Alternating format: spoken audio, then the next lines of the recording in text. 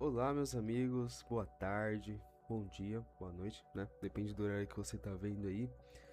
É... Vamos lá. Seja bem-vindo inicialmente, né? Muito obrigado aí por entrar no meu vídeo. Esse vídeo aqui, basicamente, nós vamos começar um estudo bíblico, né? Não é um estudo profissional, longe disso. Eu só sou uma pessoa tentando entender a palavra do Senhor. E, enfim, vou tentar postar mais vídeos desse meu estudo aqui, certo? Eu tenho até um roteirinho aqui, eu tenho uma meta aqui de ler toda a Bíblia, né? E, enfim, eu tenho um roteirinho aqui, ó. Primeiramente, vou começar lendo, vou começar por Cristo, né? Vou começar lendo os Evangelhos, certo? Primeiramente, começando por João, Lucas, Mateus e Marcos. Aí depois, vamos chamar, sei lá, a segunda leva. A segunda leva, né, seria a igreja primitiva, que no caso é os Atos dos Apóstolos, né? Se não me engano, foi até escrita por Marcos. Aí a terceira leva vão ser as cartas, né? Romanos, Efésios, Filipenses, Colossenses, Coríntios, dentre outras. Depois eu vou ler o Antigo Testamento. E por último, e não menos importante, o Apocalipse, né? O Apocalipse eu acredito que seja um dos livros mais difíceis de, enfim, você compreender as coisas que estão escritas lá, né? Por isso que eu vou deixar por último. Eu nunca, pra falar a verdade, eu nunca li, né? Foi o que eu vi, né? Eu vi as pessoas falando, falei, vou deixar por último ali, né? Que vou seguir esse roteirinho aqui, talvez eu vou chegar lá sabendo as coisas. Mas, enfim, é, a Bíblia, né, que eu vou utilizar aqui, passar o slide aí, é a Bíblia Ave Maria. Ela é uma Bíblia católica, certo? E, enfim, inicialmente ela foi escrita na língua, ela foi traduzida, né, do hebraico para o grego, né, do grego para o aramaico e do aramaico para o francês, certo? Essa Bíblia, ela inicialmente ela é francesa e ela foi traduzida para o português pelo, deixa eu ver, pelo Frei José Pedreira de Castro, certo? Essa Bíblia minha aqui deixa eu ver aqui a edição dela, é a edição 168, ok? Enfim, como a língua inicial, né? A linguagem de Jesus, a linguagem dos discípulos era hebraico, certo? Provavelmente eles falavam grego também, mas inicialmente era hebraico. Aí, eles tiveram que fazer algumas adaptações para traduzir para o grego e do grego para as outras línguas. Tem algumas palavras que elas possuem algumas ambiguidades, certo? Então, existem diversas traduções, certo? E, enfim, essa Bíblia aqui que eu estou usando é a que eu tenho em casa aqui, né? Eu fui pesquisar tudo mais se existiam muitas ambiguidades e aparentemente, pelo que eu vi, ela é uma Bíblia confiável. Claro que possui suas ambiguidades em certas palavras, mas isso não muda o sentido das palavras de uma maneira muito grande ou, sei lá, prejudicial, certo? Bom, deixa eu passar aqui. Aqui, ó, algumas pequeninhas ambiguidades. Vou ter até aqui alguns exemplos, ó. Ruach Elohim em hebraico. Peço perdão pela pronúncia, né? Mas não sei falar hebraico. Aqui, ó, pode ser Espírito de Deus, Vento de Deus ou Sopro Divino. Esse aqui, ó, agapau vezes philéu, esse em grego. Tu me amas, no grego há dois verbos para amor, em português virá um só. E aqui, ó, Eli, lama sabachthani, foi o que Jesus disse na cruz, né? Meu Deus, por que me abandonastes? Nuances emocionais discutidas. Bom, vamos lá. Vamos começar a ler aqui o Evangelho de São João, certo?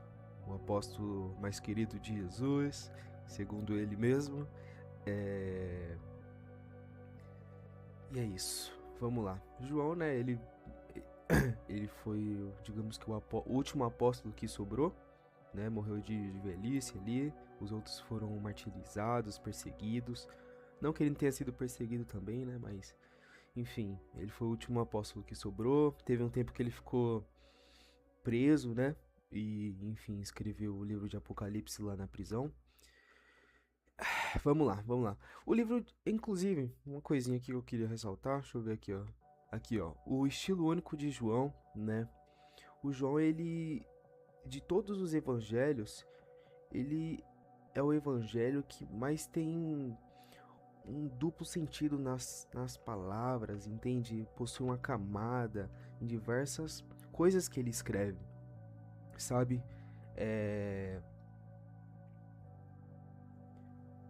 Enfim, eu vou escrever, eu vou ler aqui pra vocês, vocês vão entender o que eu tô falando aqui, certo? Aqui, ó. Vamos começar aqui. No princípio era o Verbo, e o Verbo estava junto de Deus, e o Verbo era Deus. Ele estava no princípio junto de Deus. Tudo foi feito por ele, e sem ele nada foi feito. Nele havia vida, e a vida era a luz dos homens. A luz resplandece nas trevas, e as trevas não a compreenderam. Houve um homem enviado por Deus que se chamava João. Este veio como testemunha para dar testemunho da luz, a fim de que todos crescem por meio dele. Não era a luz, mas veio para dar testemunho da luz. Aqui a gente entende que ele está falando de Cristo, certo? Por causa que aqui, ó, João, ele fala dele mesmo, né? Que veio para dar testemunho da luz.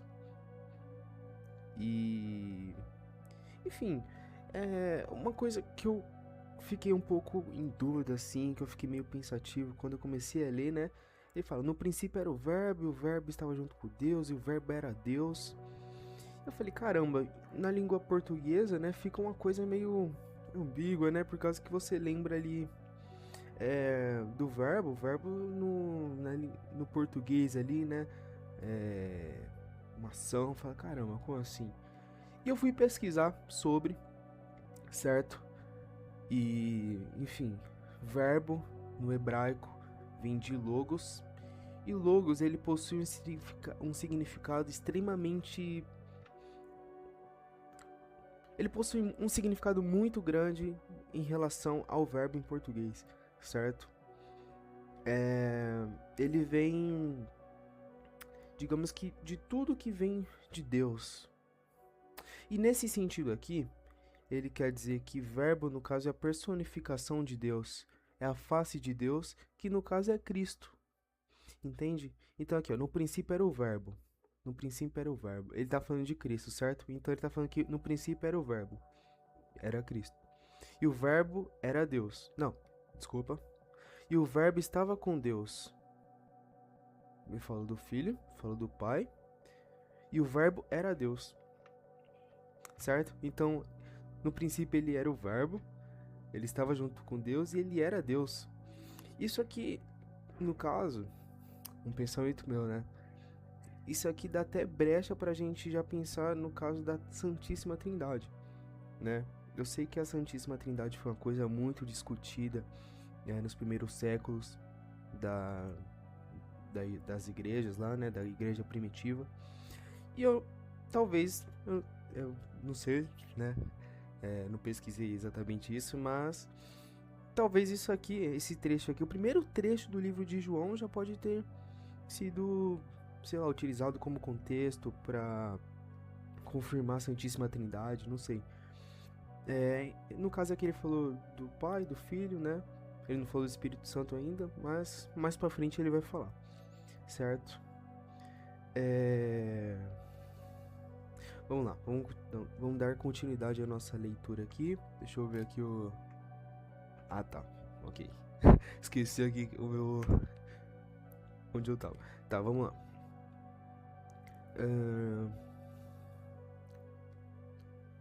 O Verbo era a verdadeira luz que, vindo ao mundo, ilumina todo homem.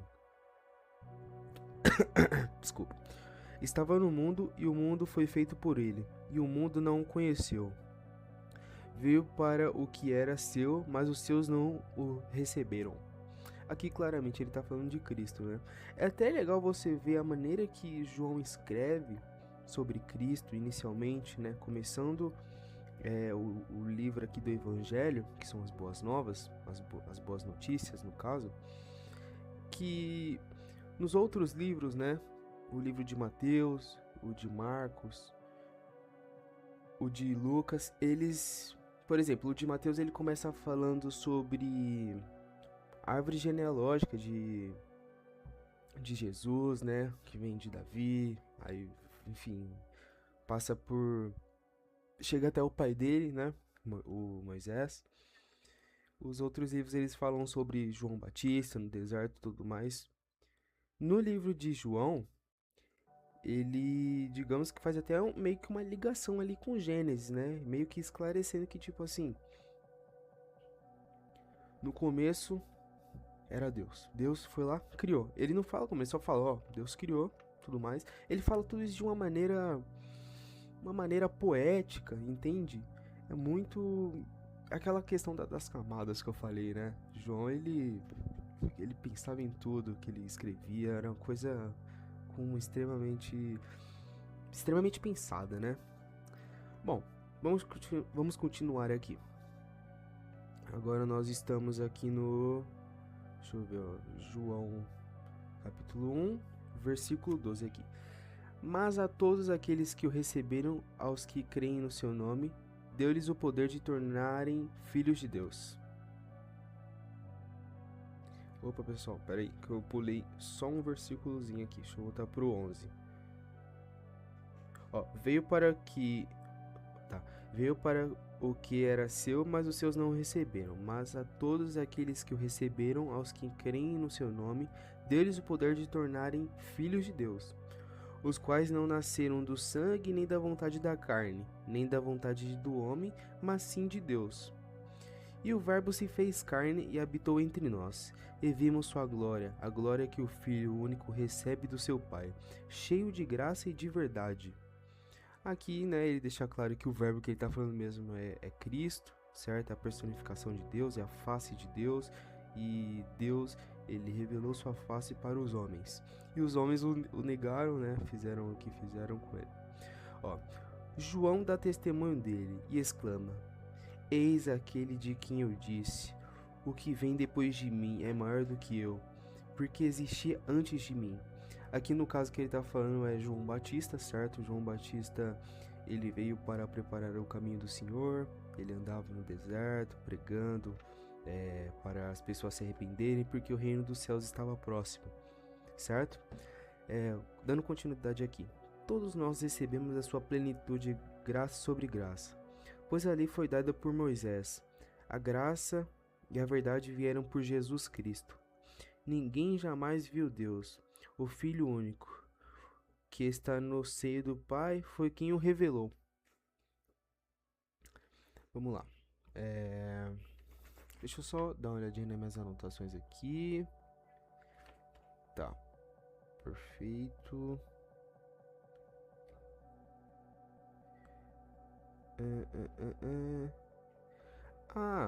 Inclusive, eu até passei por uma coisinha aqui que eu anotei. Deixa eu ver onde está escrito isso. Ah, tá. Não cheguei lá ainda. Bom,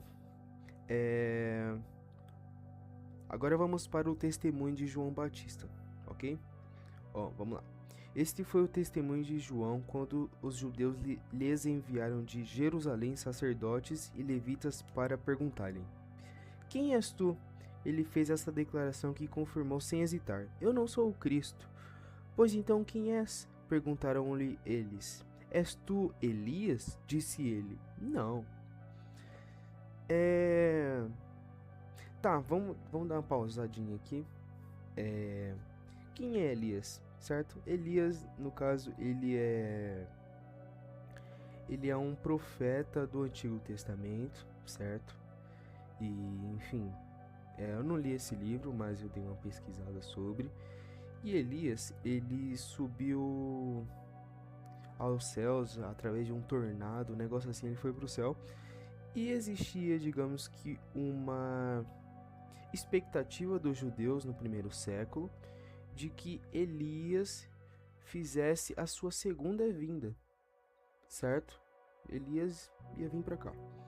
Isso, se não me engano, vem até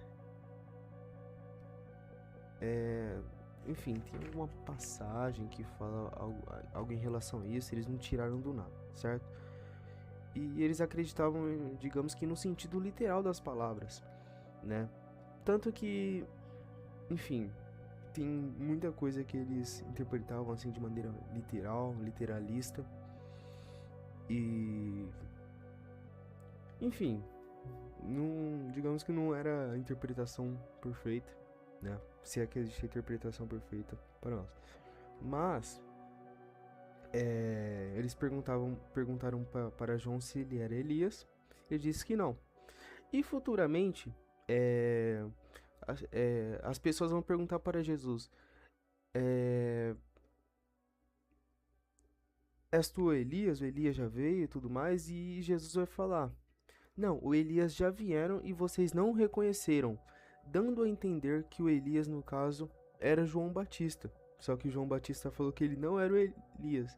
O que nos dá a entender, ou pelo menos dá a eu a entender, que João Batista, no caso, ele não veio no sentido literal da palavra, não cumpriu a profecia que Elias voltaria no sentido literal da palavra, reencarnando ali Elias, que ele era o Elias encarnado, mas ele veio em poder e espírito de Elias, certo? Vamos dar continuidade aqui agora. E aqui, ó, eles perguntaram: És tu Elias? João Batista disse que não era. És tu o profeta? Ele respondeu: Não. Perguntaram-lhe de novo: Dize-nos, afinal, quem és, para que possamos dar uma resposta aos que nos enviaram. Que dizes ti mesmo? Ele respondeu: Eu sou a voz que clama no deserto, endireitai o caminho do Senhor, como disse o profeta Isaías. Alguns dos emissários eram fariseus. Continuaram a perguntar-lhe: Como, pois, batizais se tu não és o Cristo, nem Elias, nem o profeta? João respondeu: Eu batizo com água, mas no meio de vós está quem vós não conheceis. Esse é quem vem depois de mim, e eu não sou digno de lhe desatar a correia do calçado. Aqui, claramente, ele está falando de Cristo, certo? Esse diálogo se passou em Betânia, além do Jordão, onde João estava batizando. No dia seguinte, João viu Jesus que vinha a ele e disse: Eis o Cordeiro de Deus que tira o pecado do mundo. Isso daqui, no caso, traz um... Olha, até esqueci de passar o slide aqui, pessoal. Vocês me perdoam aqui, ok? Vou deixar o slide aqui. Esse Eis o Cordeiro de Deus também possui um significado muito grande, certo? Porque antigamente as pessoas, elas, claro, não tinham contato direto com Deus que nem nós temos hoje, por causa de Cristo, certo?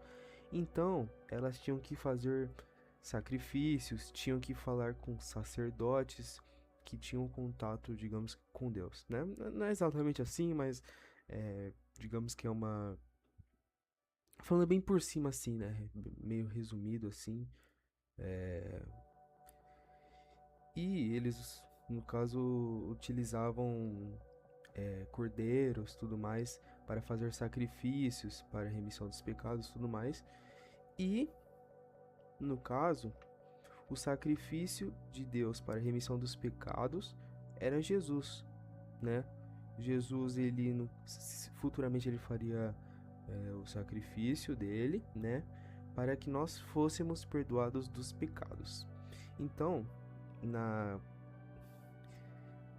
para os discípulos na época, né? Acho que não devia fazer muito sentido, né? Eis o Cordeiro de Deus que tira o pecado do mundo. Tipo, o que João tá falando? O que João Batista tá falando? Mas futuramente eles deveriam ter lembrado, né? Falando, caramba, faz muito sentido, né? Ou sei lá, também não, né? Mas, enfim, vamos dar continuidade aqui. É esse de quem eu disse: depois de mim virá um homem que me é superior, porque existe antes de mim. Eu não o conhecia, mas se vim batizar em água é para que ele se torne conhecido em Israel. João havia declarado: viu o Espírito descer do céu em forma de uma pomba e repousar sobre ele.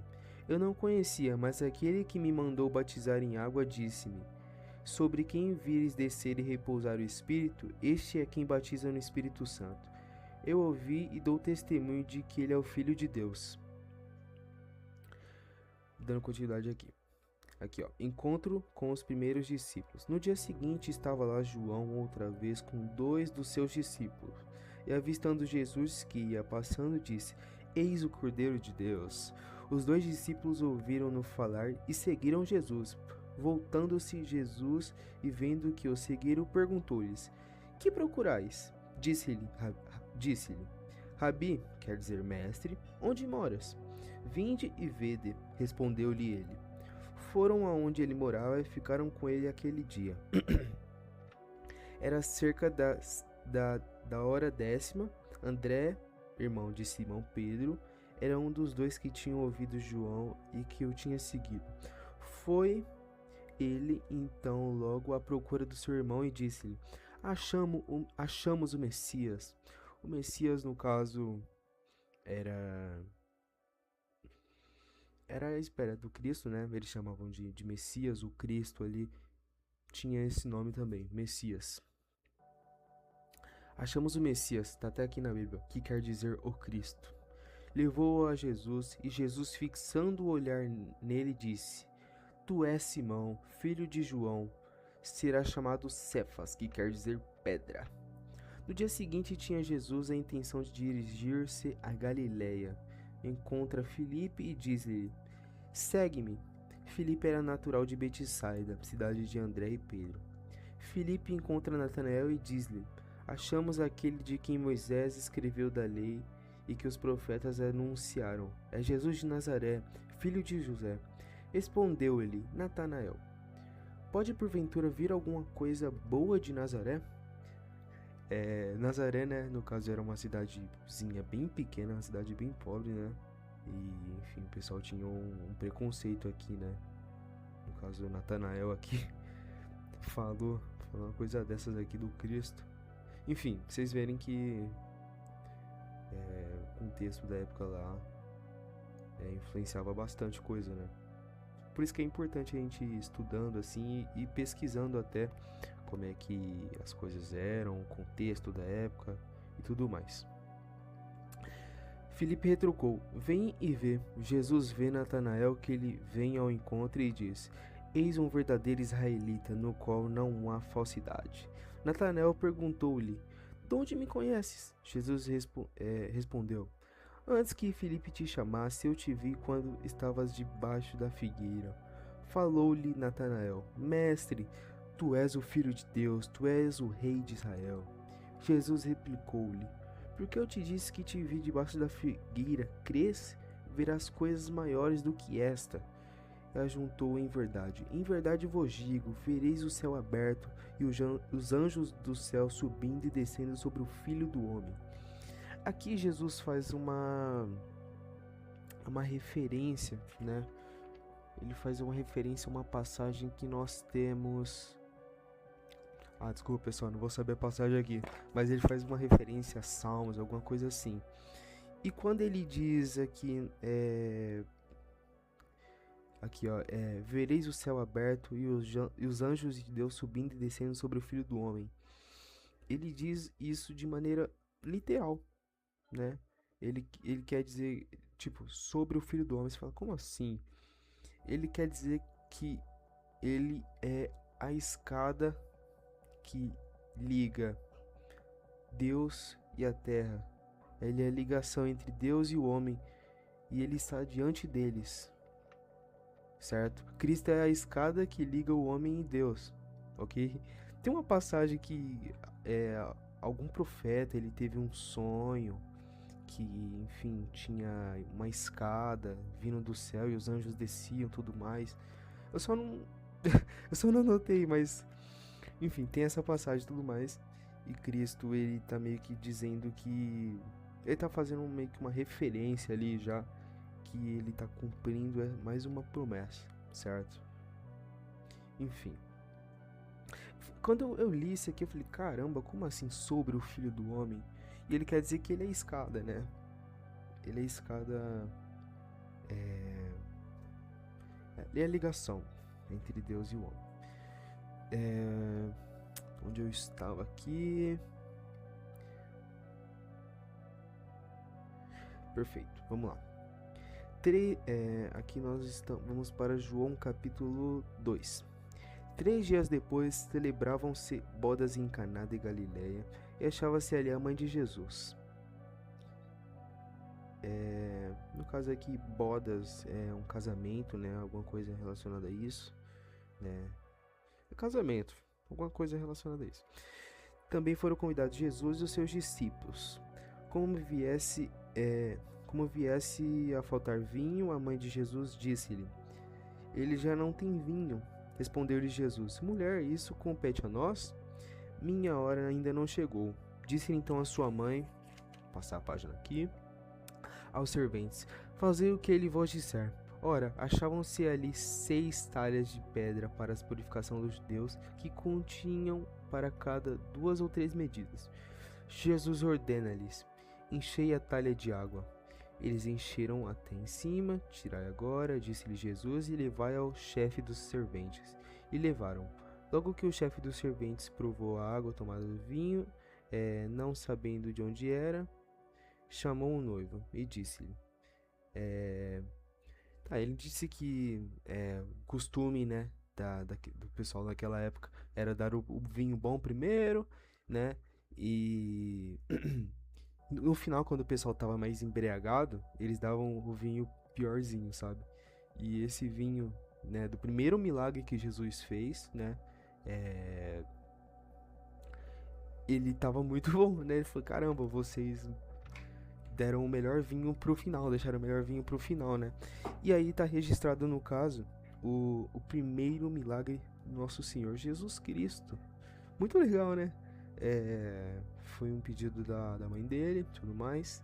E até importante essa passagem aqui, né? Porque os católicos eles citam bastante essa passagem, né? Que o primeiro pedido de Jesus, quer dizer, que a primeira intercessão de pedido para Jesus realizar um milagre foi através da mãe dele, Maria. Mas isso não vem ao caso agora, né? Só comentando aqui. E agora, deixa eu ver. Olha, esqueci de passar slide de novo, pessoal. Enfim, dá uma lidinha aí, ó. Aqui, eu já vou deixar aqui. Essa parte aqui, ó, vamos lá. Jesus expulsa os vendilhões do templo de Jerusalém. Estava próxima a Páscoa dos judeus e Jesus subiu a Jerusalém. Ele estava em Caná, né? Que eu tinha lido aqui, ele estava lá em Caná. E ele foi para Jerusalém, e isso, né, tá escrito aqui de uma maneirinha que você entende, pô, tá, uma caminhadinha ali ele deu, mas pra você ir de Caná até Jerusalém, vocês não têm noção da caminhada que as pessoas faziam, certo? A Páscoa, no caso, era um evento religioso, certo? E as pessoas, o que elas faziam? Elas faziam tipo meio que um bondinho ali, entende? Então, vamos supor que, sei lá, as pessoas estão saindo lá de Caná mesmo, e elas se juntam em várias pessoas aqui, ó. Que nem vocês estão vendo na imagem aqui, ó. Várias pessoas, e elas fazem um bonde, e elas vão andando, até no caso aqui, Jerusalém. E isso, pra você sair de Caná até Jerusalém, dependendo da rota, são de 120 até 150 quilômetros. Isso, pra você pensar hoje em dia, as pessoas ficarem de 4 a 6 dias, dependendo se tá com filho e tudo mais, se tá com animal assim, pode ficar até uma semana andando. Nossa, é muita coisa, né? Enfim, as pessoas naquela época, elas realmente deviam ter um físico muito bom, né? Porque uma pessoa ali saudável, mais ou menos, ela anda mais ou menos 30 km por dia ali e tudo mais. E eles tinham que parar, né? Pra descansar e tudo mais. Tanto que em passagens, tem algumas passagens aqui da Bíblia que fala que, Jesus estando cansado e tudo mais, Jesus exausto, para pra descansar e tudo mais. Devia ser uma coisa extremamente cansativa. Você ficar 6 dias andando ali, você vai ter que andar 150 quilômetros, dependendo da sua rota. Enfim, é muita coisa aqui, ó. Até deixei um mapinha aqui, ó, Aqui, ó, eles saíram daqui, Cafarnaum, aqui é Caná, né? Se eu não me engano. Aí eles fizeram todo esse trajeto aqui, ó. Se eu não me engano, aqui eles foram para aquela festa lá do primeiro milagre de Jesus, né? Aqui, ó, opa. Eles estavam aqui em Nazaré, ele subiu para Caná e depois, ó, ele fez todo esse trajeto aqui, certo? Para chegar lá em Jerusalém. É muita coisa, pessoal. Vocês não têm noção. Ou deve ter, sei lá também. Enfim. A base. Aqui a gente tem o Cafarnaum, né? Que, enfim, é conhecido como Cidade de Jesus e tudo mais. Ela fica aqui. É uma base, né? A base do Ministério de Jesus foi em Cafarnaum. E ela fica aqui na beirinha do mar, né? As margens daqui, ó, do Mar da Galileia. Enfim. Deixa eu ver aqui o próximo slide. Aqui, ó. Olha que bonito, né? O Mar da Galileia. Aqui, ó. Visto das colinas ao redor. Ensinaram onde Jesus viveu boa parte do seu ministério antes de subir a Jerusalém. Muito bonito, né? Muito bonito mesmo. Caramba. Pera aí. Muito bonito mesmo. Enfim, deixa eu dar continuidade aqui. Deixa eu ver quanto tá dando. 32 minutos. Nossa, tá muito grande, né? Pessoal, eu vou fazer uma parte 2 aqui desse vídeo, tá bom? Muito obrigado aí por quem assistiu.